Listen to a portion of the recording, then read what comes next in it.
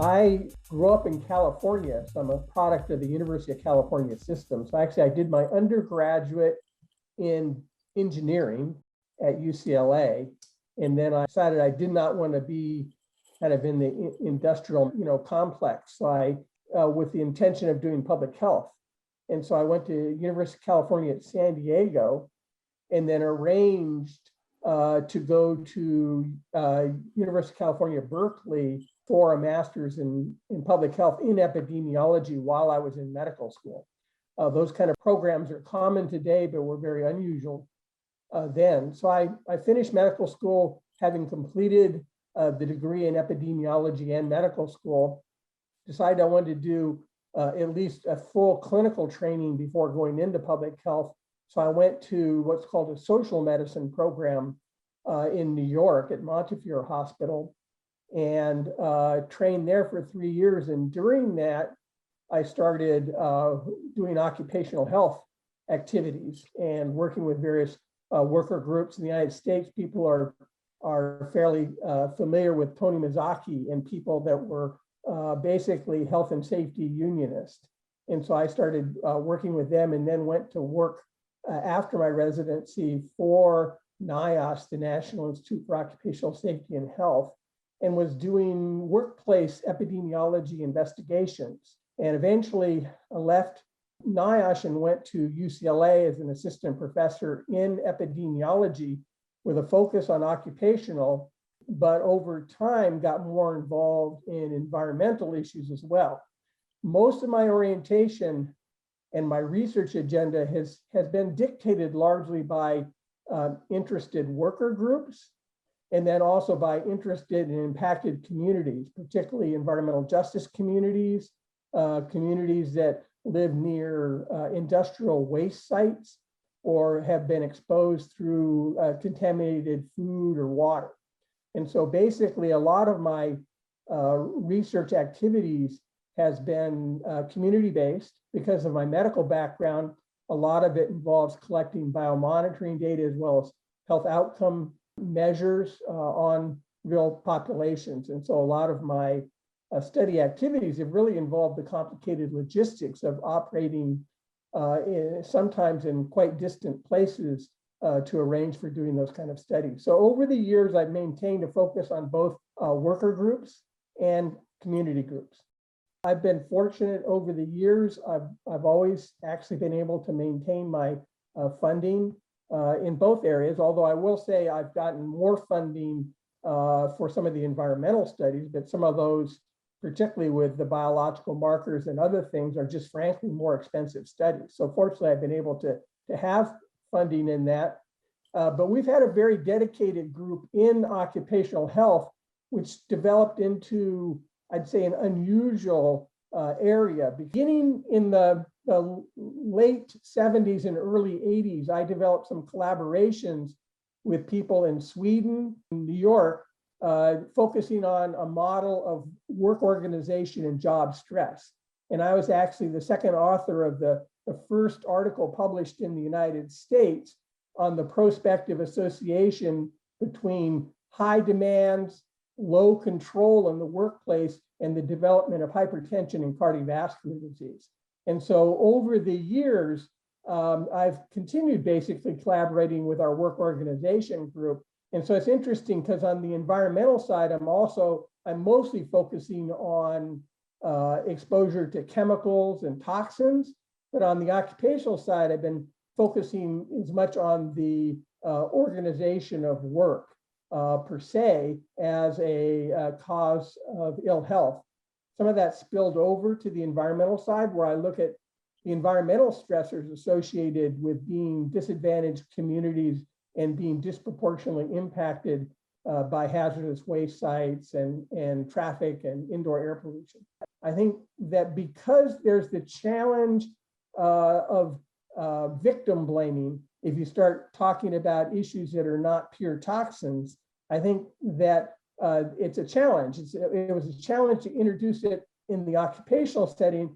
It's also a challenge in the environmental setting. We see more and more how essentially, particularly in the United States, but in many developed countries, The poor people are blamed for being poor. The people who live in lousy housing are blamed for choosing to live in lousy housing.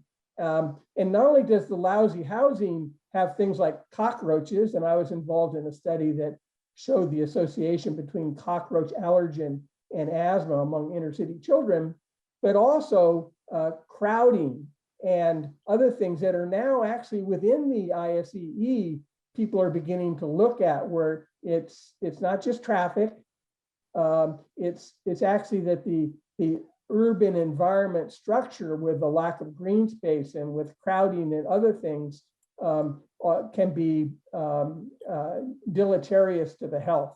So within another association that I've also had a long-term affiliation with, the American Public Health Association, they have a very strong occupational health section that's very politically progressive, has a lot of union health and safety activists in there. Try to make the case from a science perspective, research perspective, that it's a win-win for employers to allow workers to be involved in how their work is structured, so that basically worker health is improved, but also productivity is improved. So in fact, fortunately, because we'd love to be able to make that argument, we've been able to make the argument because that's what the research has shown. So then in, I want to say like 1989, it was basically after an organization meeting, it was the first formal meeting of what would then become known as the ISEE, that was out on Long Island in New York. So I basically heard about it. I was living in New York at the time, and I went there. The next year was Ray Neutra hosted the meeting at Berkeley, and since I'm from California, that was a good excuse to go out to California and visit family at the time. And so I got going on it, and I said, hey, this is great. Actually, one of the interesting things about it, not only were they all epidemiologists and environmental epidemiologists, there was a very, very early commitment, maybe from John Goldsmith, who was formerly from California, but it was really in Israel, and from some of the Europeans, to really have it be an international society. So early commitment to having the conferences rotate among the regions of the world, with a little bit greater emphasis on the US and Europe, but really be international. And the conferences got going. So pretty much, except for a couple of conflicts I couldn't have avoided, I went to every conference for the next 20 years. And so basically I was hooked. I liked it. It was really nice because not only was it international, a reason to travel, I love to travel, but the organization at the time was only a matter of a few hundred people. And it was almost like a family. You got to know people, a lot of opportunities for interactions. And so I was going on quite early, and in a regular attendee. I participated in some of the early committees.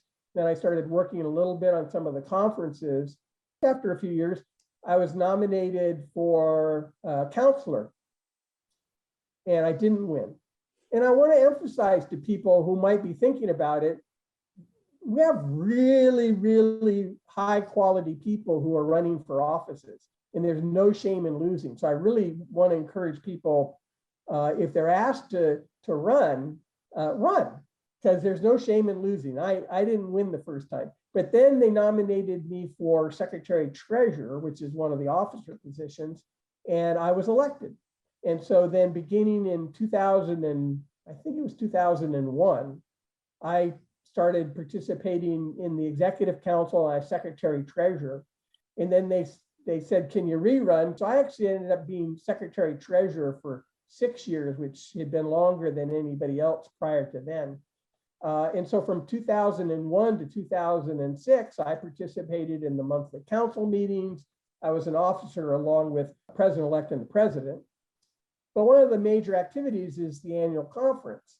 So being a glutton for punishment, I applied to organize a conference for 2008, which is just 2 years after I got off, and it's a couple of year planning activity. So in 2007, 2008, I organized a conference, which was a joint conference, ISEE and ICA, that was held in Pasadena. I think it was the first conference that had more than 1,000 attendees. And then they rewarded me more punishment by electing me president. President-elect, president for 2 years and past president. So basically, I participated in the ISEE Executive Council for 12 years, from 2001 to 2012. Almost all the presidents have been either a counselor or a secretary-treasurer.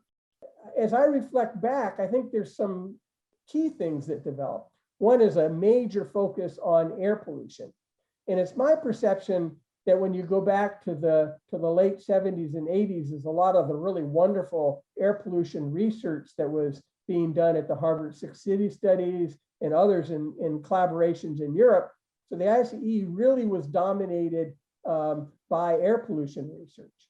Now, over time, and then in the 80s, sponsored in Europe and also in the United States, were more studies about children's health, because children in this whole notion of developmental origins of disease, you understand you really have to start as early as possible in the mother's pregnancy, and ideally even preconception, and follow the development of the child, because there can be exposures in utero at very low levels relative to, say, the toxicity in an adult.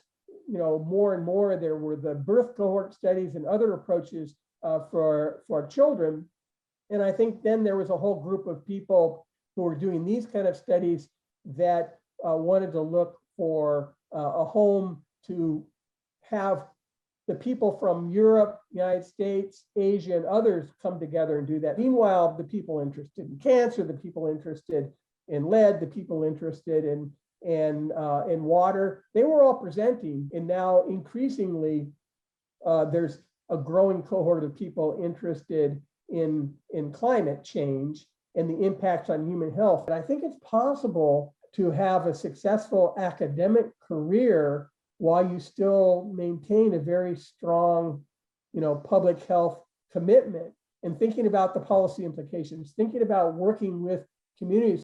In epidemiology, is you're working with people, and they're not just subjects, they're people and participants.